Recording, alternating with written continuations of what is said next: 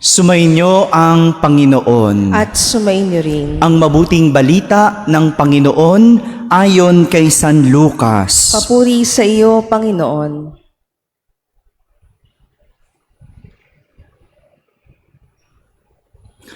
Noong panahong iyon, si Jesus ay nakatayo sa baybayin ng lawa ng Genesaret. Pinagkalimpunpunan siya ng napakaraming tao na ibig makarinig ng salita ng Diyos. May nakita siyang 2 bangka sa baybayin. Nakalunsad na ang mga mangingisda at naghuhugas ng kanilang mga lambat. Lumulan siya sa isa sa mga bangka at hiniling kay Simon, ang may-ari nito, na ilayo ng kaunti sa tabi. Naupo siya sa bangka at nangaral sa mga tao. Pagkatapos niyang magsalita, ay sinabi niya kay Simon, "Pumalaot kayo at ihulog ang mga lambat upang manghuli." Sumagot si Simon, "Guro, magdamag po kaming nagpagod at wala kaming nahuli. Ngunit dahil sa sinabi ninyo, ihuhulog ko ang mga lambat." Gayon nga ang ginawa nila, at sa dami ng kanilang huli ay halos magkandasira ang mga lambat. Kaya't kinawayan nila ang kanilang mga kasamahang nasa ibang bangka upang patulong, at lumapit naman ang mga ito. Napuno ang 2 bangka na halos lumubog. Nang makita iyon ni Simon Pedro, siya'y nagpatira pa sa paanan ni Jesus at nagsabi, "Lumayo po kayo sa akin, Panginoon, sapagkat ako'y makasalanan." Naggilalas siya at ang kanyang mga kasama dahil sa dami ng kanilang huli. Gayon din sina Santiago at Juan, mga anak ni Zebedeo, na mga kasosyo ni Simon. At sinabi ni Jesus kay Simon, "Huwag kang matakot. Mula ngayon ay mamamalakaya ka na ng mga tao." Nang maitabi na nila ang kanilang mga bangka, iniwan nila ang lahat at sumunod kay Jesus. Mga kapatid, ang mabuting balita ng Panginoon. Pinupuri ka namin, Panginoong Hesukristo. Magsiupo po ang lahat. Magandang gabi po sa inyong lahat. Magandang gabi po, Father. Pakibating katabi, magandang gabi. Good evening po. Pumapasok na po tayo sa tinatawag nating Ber months. Alam niyo po ba yung Ber months? Ano yung unang Ber month?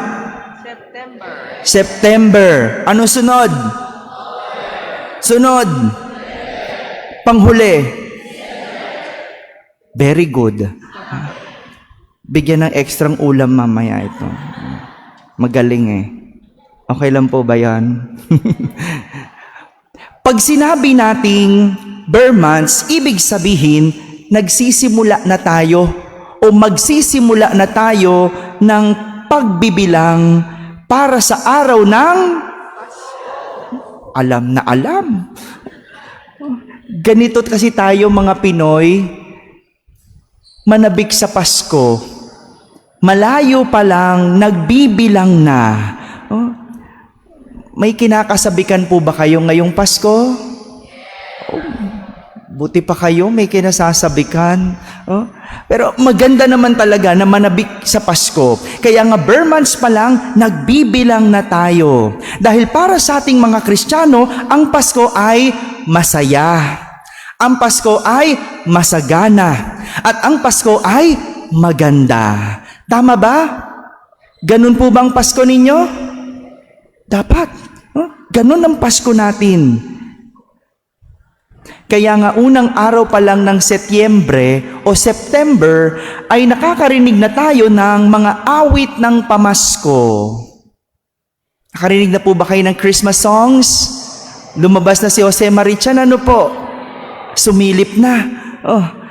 Pero may kasabihan tayong mga Pinoy na hindi araw-araw Pasko. Narinig nyo na po ba yon? Hindi araw-araw Pasko.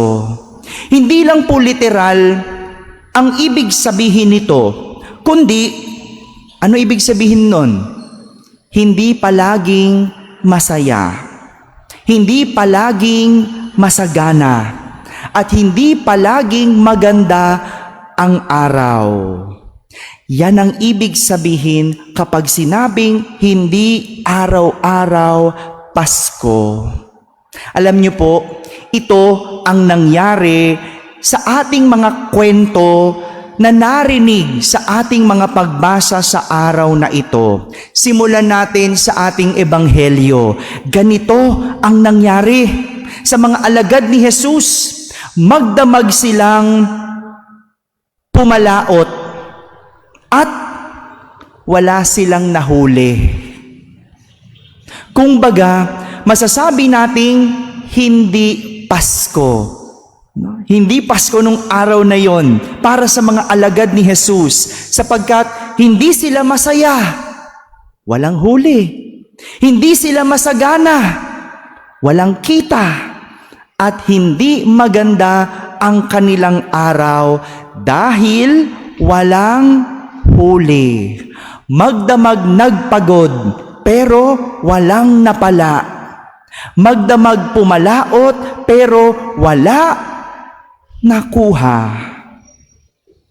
Ngunit nang makita sila ni Jesus na naglilinis ng lambat, inutusan niya sila na pumalaot. Bumalik kayo sa laot at ihulog ang inyong mga lambat. Yan ang utos ni Jesus.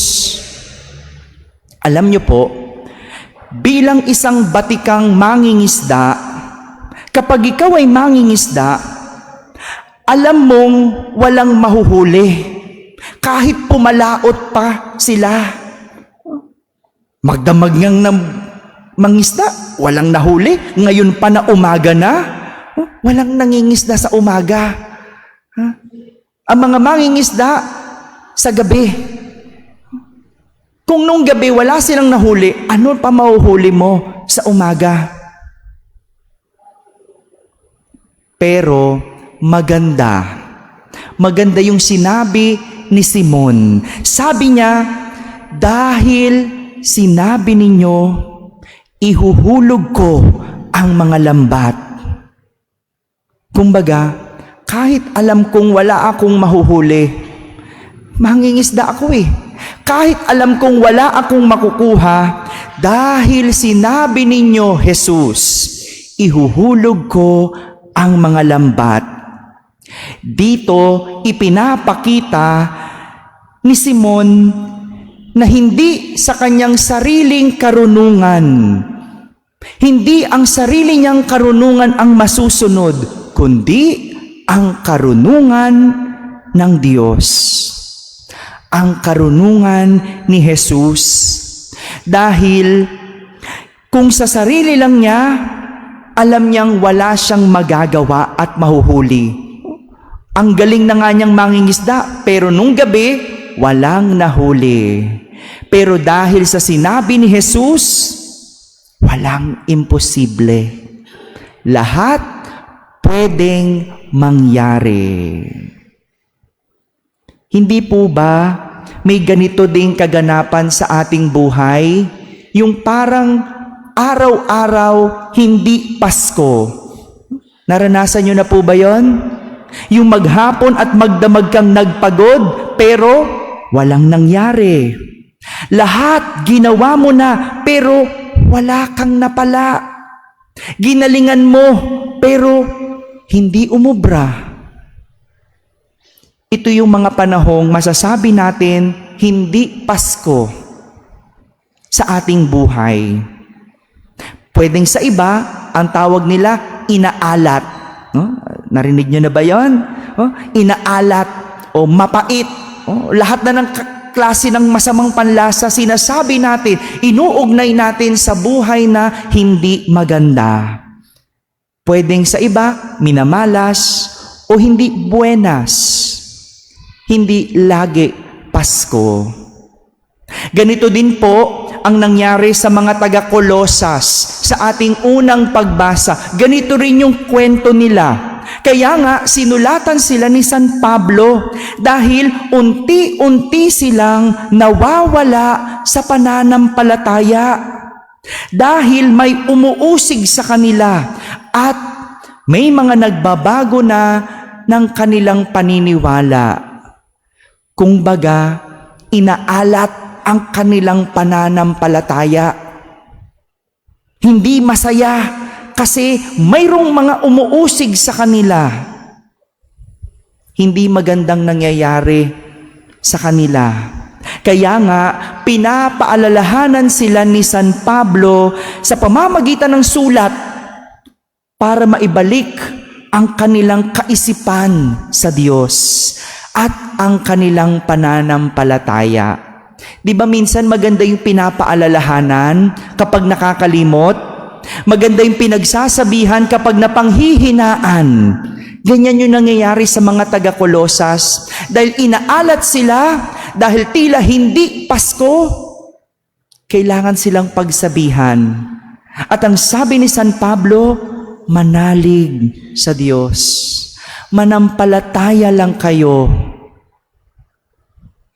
Mga kapatid, lahat tayo dumadaan sa ganitong yugto ng ating buhay. Yung masasabi natin, hindi araw-araw Pasko. Alam nyo, kahit ako, kahit kami ng aking pamilya, nakaranas din ng ganito. Nung panahon na yon, ang hirap. Ang hirap. Akala ko nga, hindi ako makakapag-aral ng college. Kundi lang dahil scholar. Kung di ko lang ginalingan nung high school, inalat din kami. Nung dumating yung China, yung mga Chinese na RTW, yung sa Divisoria, ang mura ng damit. Ang negosyo namin, gumagawa kami ng damit. Yung damit namin, binibenta sa mall. Medyo mahal yung sa amin. Quality naman kasi, tas may pangalan, may tatak. Tinalo kami ng China. 100 lang, meron ng polo. Paano na kami mananalo sa ganon, Talaga, inalat din kami. Kung noon, parang araw-araw Pasko sa amin. Kasi araw-araw, literal, bago damit ko. Kasi kami yung gumagawa. Biglang isang araw, nawala ang Pasko. Wala ng damit. Wala ng negosyo. Wala ng kita. Bumagsak ang lahat. Malungkot, mahirap. Nung nasanay ka sa sagana, biglang nawala, ang hirap. Kung may 15 taong maalat, merong 15 taon. Pero tuloy lang ang buhay. Hindi pwedeng huminto. Manampalataya lang sa Diyos. Umasa lang sa Diyos. Pero alam nyo, marunong ang Diyos. Ang galing ng Diyos. Siguro kung hindi naluging negosyo namin, kung mayaman pa rin kami, hindi ako pari. Kasi ako yung magmamana ng negosyo Ako magpapatuloy. Siguro paghahanda yun ng Diyos. Marunong ang Diyos. Magaling ang Diyos. Huwag mo lang sisirain ang kanyang karunungan. Kaya kapag inaalat, pakiramdam mo hindi Pasko ngayon, manalig, manampalataya, huwag gagawa ng masama dahil marunong ang Diyos. May plano ang Diyos. Nanay, tatay, alam ko mahirap ang buhay, pero huwag gagawa ng masama. Nakakatuksong gumawa ng masama kapag nahihirapan ka, kapag gutom ka, pero huwag gagawa ng masama. Marunong ang Diyos. Pag gumawa ng masama, mas lalong mapapahamak, mas lalong masisira ang buhay.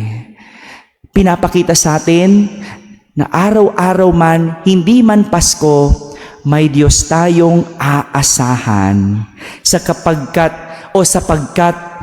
ang umaasa sa Diyos at sa kanyang karunungan, sa huli, ginhawa ang makakamtan. Tandaan, ang umaasa sa Diyos at sa kanyang karunungan, sa huli, ginhawa ang makakamtan. Amen? Amen.